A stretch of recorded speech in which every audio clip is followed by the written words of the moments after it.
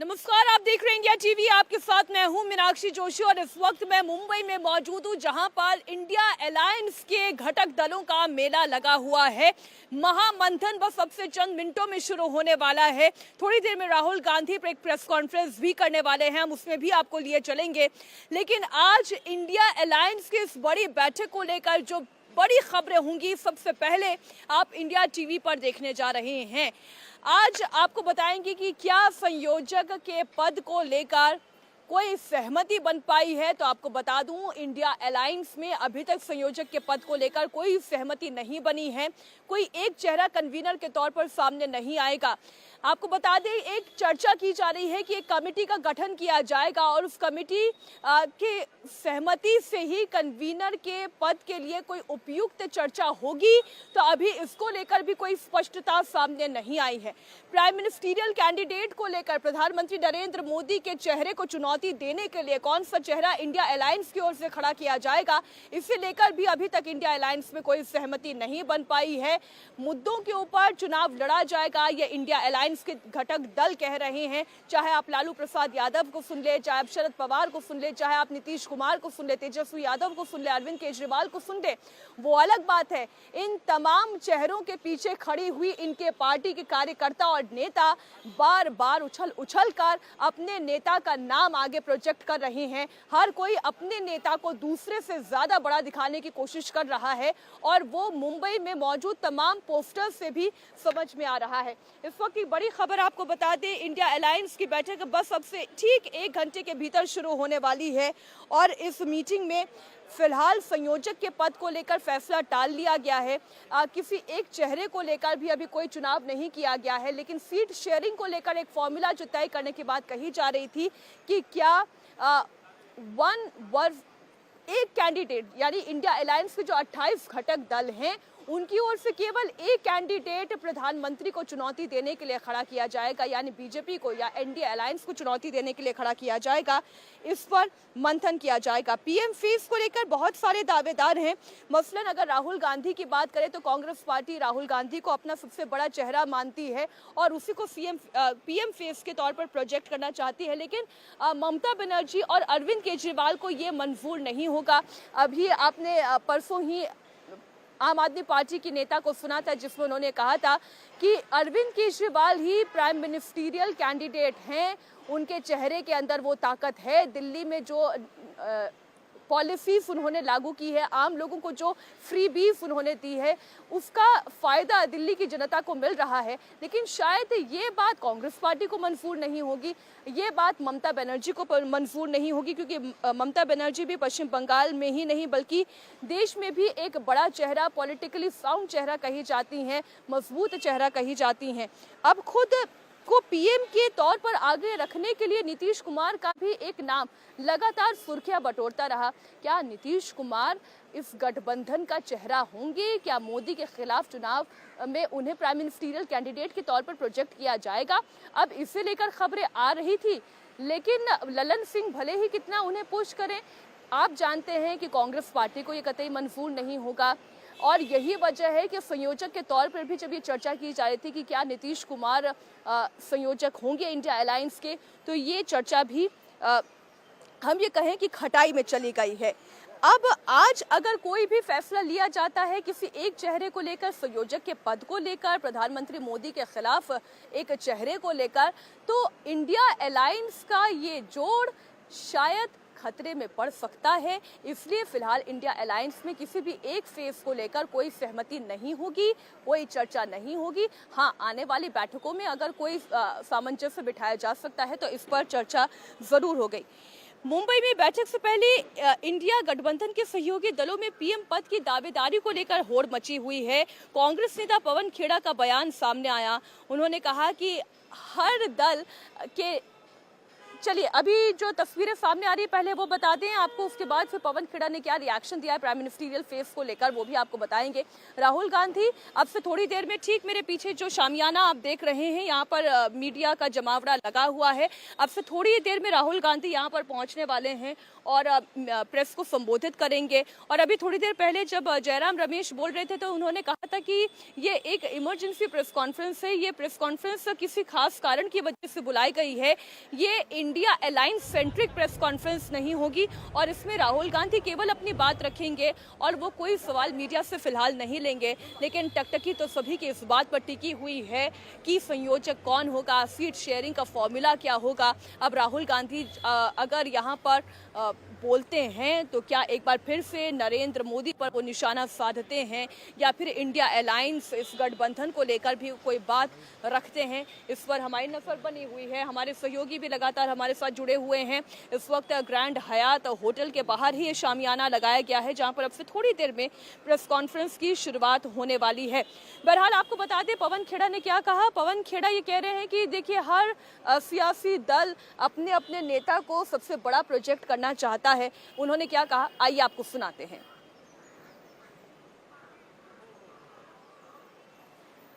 हमारे साथ कांग्रेस के नेता और प्रवक्ता पवन खेड़ा हैं। सर, जिस हिसाब से इंडिया की बैठक चल रही है, सबकी निगाहें टिकी हुई, लेकिन सवाल ये भी उठता है कि नेता को लेकर भी चर्चा होगी कि पीएम पद का दावेदार कौन होगा, सपा हो, ये सबके नाम सामने। ऐसी चर्चा नहीं है। हम अपने अपने जो दल हैं, अपने नेता को आगे बढ़ना देखना चाहते हैं, उसमें कोई गलत नहीं है।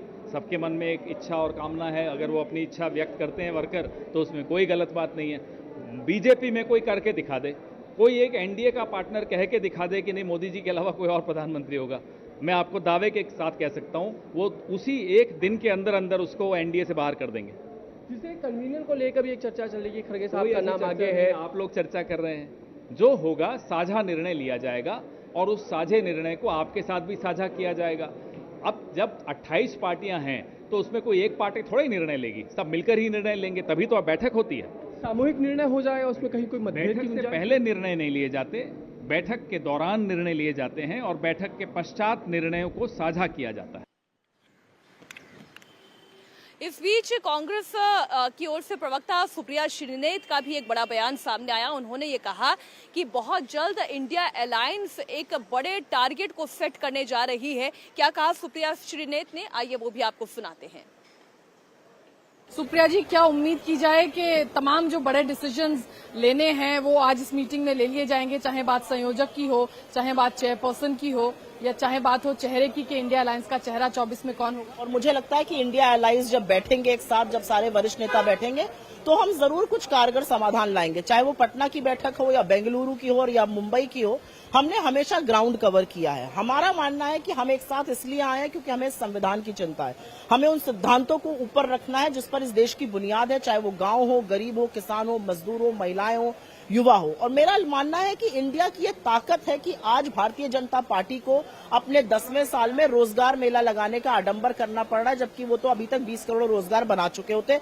अब वो डाकिए का काम जो 51,000 प्रशस्ति पत्र बांट के प्रधानमंत्री कर रहे हैं। ये इंडिया की ताकत है कि आपकी जेब से 30 लाख करोड़ लूट कर अब 200 रुपए की राहत दी जा रही है। अभी जैसे जैसे इंडिया बढ़ेगा वैसे वैसे ये बैकफुट पर आएंगे। इनकी बौखलाहट और घबराहट साफ है। मेरा अपना बस ये मानना है कि चाहे आपने जो सवाल पूछे, 2 दिनों में हम काफी ग्राउंड कवर करेंगे। हमारा एजेंडा तय होगा, बाकी भी कुछ चीजें तय होंगी और जैसे जैसे तय होता जाएगा आपको पता चलता जाएगा। कैसे चेहरा तय होगा कि नरेंद्र मोदी को टक्कर इंडिया अलायंस की तरफ से कौन? देखिए, आप वरिष्ठ पत्रकार हैं, आप राजनीति को समझती हैं, आप ये जानती हैं कि कन्याकुमारी से कश्मीर और अरुणाचल से पोरबंदर तक कौन सी एक पार्टी है।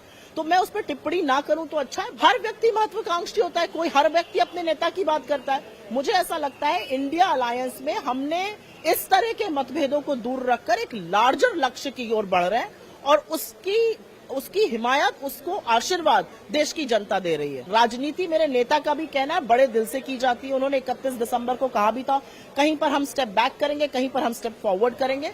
हर व्यक्ति महत्वाकांक्षी होता है, कोई हर व्यक्ति अपने नेता की बात करता है। मुझे ऐसा लगता है इंडिया अलायंस में हमने इस तरह के मतभेदों को दूर रखकर एक लार्जर लक्ष्य की ओर बढ़ रहे हैं और उसकी हिमायत, उसको आशीर्वाद देश की जनता दे रही है। अगर ना देती तो मोदी जी इतने हर व्यक्ति अपनी पार्टी और अपनी नेता की बात करता है, तो क्या सुप्रिया श्रीनेत भी चाहती हैं कि उनके नेता हों जो प्रधानमंत्री पद के दावेदार? इसमें आश्चर्य क्या है? मुझे ऐसा लगता है कि मेरे नेता या मेरे राहुल गांधी होने चाहिए। मेरे नेता या मेरे अध्यक्ष जो हर बार लोगों की बात करते हैं, लोगों के मुद्दे उठाते हैं, उस व्यक्ति ने जिसने इस देश के 4000 किलोमीटर पैदल नाप डाले और आज भी भारत जोड़ो यात्रा जारी है, चाहे वो मैकेनिक से मिलते हैं या कंडक्टर से मिलते हैं या ट्रक ड्राइवर से मिलते हैं, वो क्यों मिल रहे हैं? क्योंकि वो लोगों का दुख दर्द समझना चाहते हैं और उसके समाधान ढूंढना चाहते हैं। तो उनसे उपयुक्त कौन होगा? तो सुप्रिया श्रीनेत को आपने सुना, उन्होंने एक तरफ ये कहा कि राहुल गांधी कहते हैं कि बड़े दिल से राजनीति होती है, लेकिन साथ ही साथ उन्होंने ये भी कह दिया कि कश्मीर से लेकर कन्याकुमारी तक पूरे देश में अगर किसी पार्टी की छाप है तो वो कौन से है, ये कहने की आवश्यकता नहीं है। बिल्कुल बेशक आप समझ लीजिए कि वो बात कांग्रेस पार्टी की कर रही हैं और वो नेता राहुल गांधी को कह रही हैं कि जो प्राइम मिनिस्टरियल कैंडिडेट प्रधानमंत्री नरेंद्र मोदी के सामने चुनौती देने के लिए खड़े हो सकते हैं। आइए, लालू प्रसाद यादव ने और तेजस्वी यादव ने मुंबई पहुंचने के बाद जब सिद्धिविनायक के दर्शन किए, पत्रकारों से बातचीत करते हुए उन्होंने क्या कहा? जो प्रक्रिया है वो सब लोग जानते हैं कि किस प्रकार से जो है प्रधानमंत्री को चुना जाता है और किस हिसाब से चुन करके आते हैं। जो एमपी होंगे, जो बनेंगे, वो जो है अपना नेता जो है वो चुनाएगा। तो वो तो बात की बात है, लेकिन जो भी होगा मोदी जी से ईमानदार होगा, सच्चा होगा और जनता के प्रति वफादार होगा। लालू जी, दर्शन कर लिया आपने, बहुत महत्वपूर्ण बैठक होने वाली, क्या लिया? और ये बैठक बहुत इम्पोर्टेंट बैठक है और सब कुछ ठीक होगा।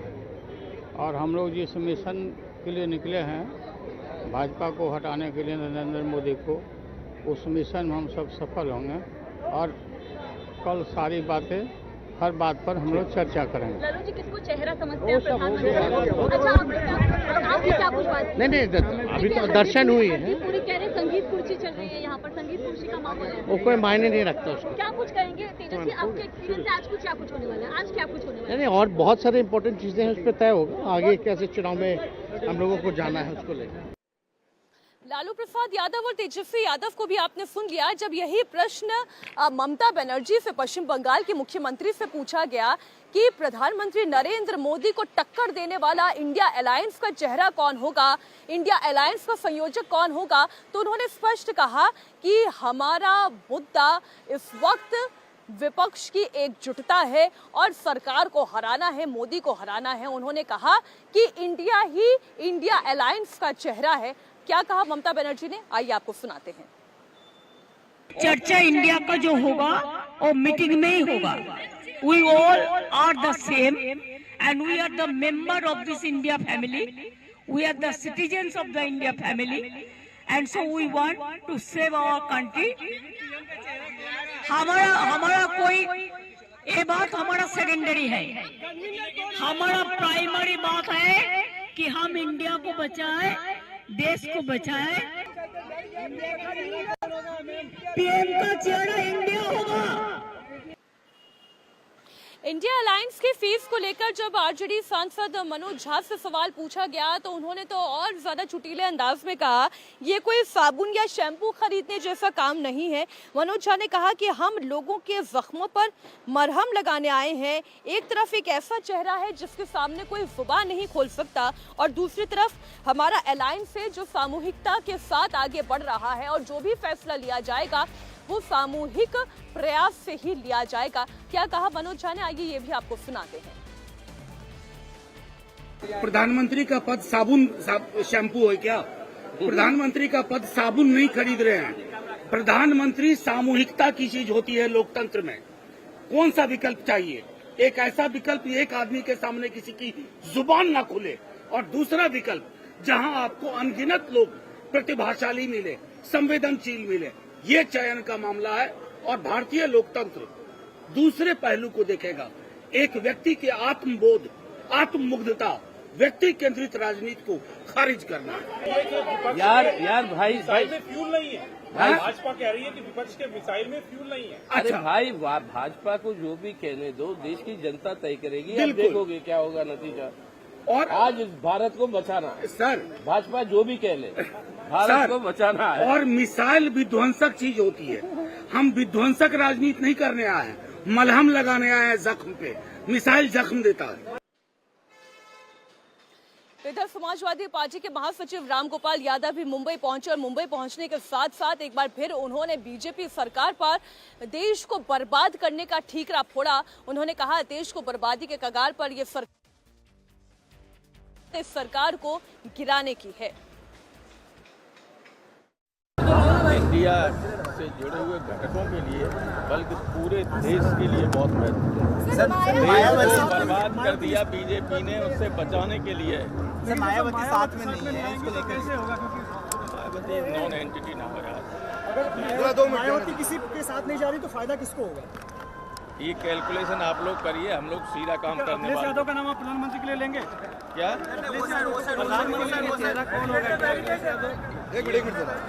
ये आप लोग ये सवाल इसलिए मत किया कीजिए कि कौन होगा, ये 1 मिनट में तय कर लिया जाएगा। लेकिन वही तो बड़ा सवाल है ना सर, कौन होगा? कोई बड़ा सवाल नहीं। चलो हर किसी को लगता है कि उसके पार्टी का नेता थोड़ा स्पेस दीजिए, थोड़ा स्पेस दीजिए। बड़ा सूबा है, कई सीट हैं, क्यों अखिलेश यादव प्रधानमंत्री नहीं बन सकते?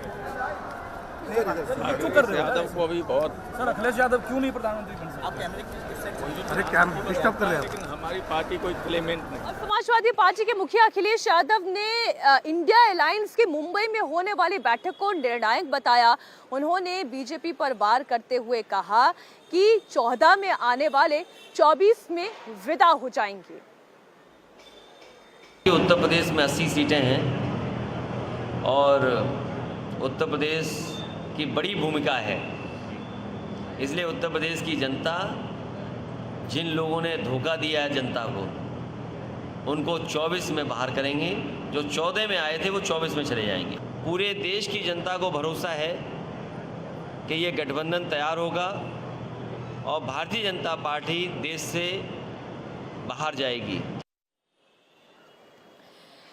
और इसी बीच एक बड़ी खबर आपको बता दें, अब से थोड़ी देर में जो ठीक 4 बजे राहुल गांधी की प्रेस कॉन्फ्रेंस होने वाली थी, इसे थोड़ी देर के लिए और टाल दिया गया है। अब ये प्रेस कॉन्फ्रेंस 4:40 पर होगी और जयराम रमेश अभी मंच पर मौजूद थे और वो ये कह रहे थे कि इस दौरान राहुल गांधी केवल अपनी बात रखेंगे और इमरजेंसी में ये प्रेस कॉन्फ्रेंस बुलाई गई है। इस दौरान वो मीडिया के सवालों का जवाब नहीं देंगे। अब ऐसे में राहुल गांधी जब यहाँ पर आते हैं वो मंच से क्या बातें रखते हैं वो आपको सुनाएंगे, लेकिन फिलहाल आप सुनिए जयराम रमेश ने क्या कहा।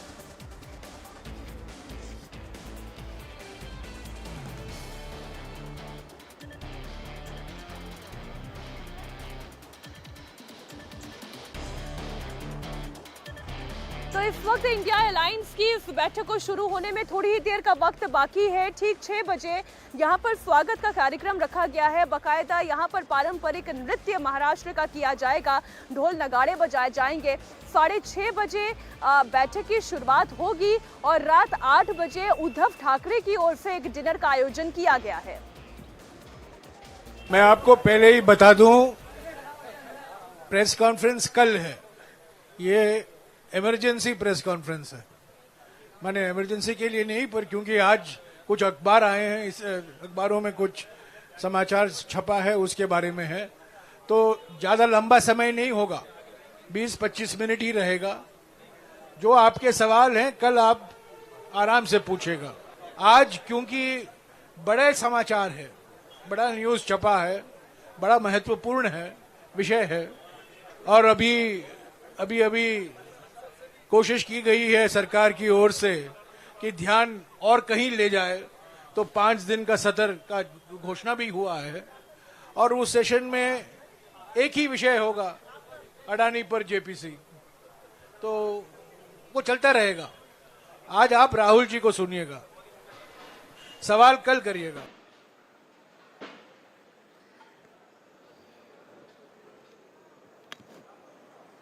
तो तो थोड़ी देर में राहुल गांधी अपनी बात रखने वाले हैं। ठीक 4:40 पर इस प्रेस कॉन्फ्रेंस की शुरुआत होगी, लेकिन उससे पहले इंडिया अलायंस में खींचतान को लेकर बीजेपी की ओर से और विरोधी दलों की ओर से जो इंडिया अलायंस के विरोध में खड़े हैं उनकी तरफ से बहुत सारे बयान दिए जा रहे हैं। और इस पर वार करते हुए आदित्य ठाकरे की ओर से किया गया कि इस वक्त बीजेपी बेचैन हो गई है, बीजेपी विचलित हो गई है और इसलिए इस तरीके के बयान दे रही है। इंडिया गठबंधन की मजबूत पोजीशन से बीजेपी के नेता डरे हुए हैं। आदित्य ठाकरे ने कहा कि बीजेपी देश में नफरत फैलाने का काम कर रही है। आप सुनिए आदित्य ठाकरे को। में अगर आप देखें, हर एक मीटिंग में देखें तो सारे लोग हमारे साथ जुड़ रहे हैं, आगे आ रहे हैं। हमारी लड़ाई तानाशाही के खिलाफ है, हमारी लड़ाई जो संविधान बदलना चाहते हैं देश के, उसके खिलाफ है।